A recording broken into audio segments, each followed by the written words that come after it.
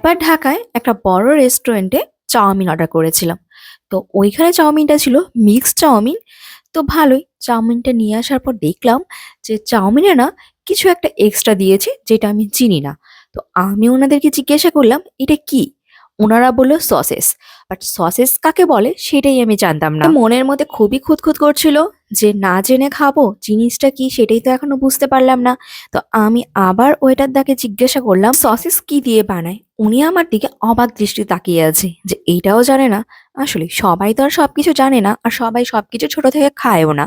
তো উনি আমাকে হাসি মুখে বলল যে এটা চিকেন সসেস, এটা চিকেন দিয়ে বানিয়েছে। ওর মনের মধ্যে সে খুঁতখুঁতটা সরিয়ে চাউমিনটা খেলাম। আর চাউমিনটা খেতে দারুণ ছিল, আর সেই দিনই প্রথম চিকেন সসেসটাও খেয়েছি।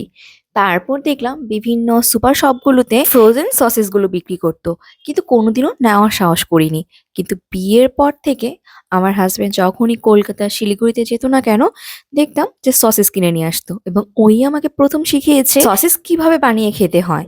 তো যতবারই এখনো সসেস নিয়ে আসে না কেন, মাঝে মধ্যে আমি ওইটা দিয়ে ম্যাগি করে দিই, বা অনেক সময় এটাকে জাস্ট খালি বাটার আর হলো চিলি ফ্লেক্স আর ব্ল্যাক পেপার দিয়ে টস করে দিই। দেখলাম এটা এমনি খেতে খুব ভালো লাগে।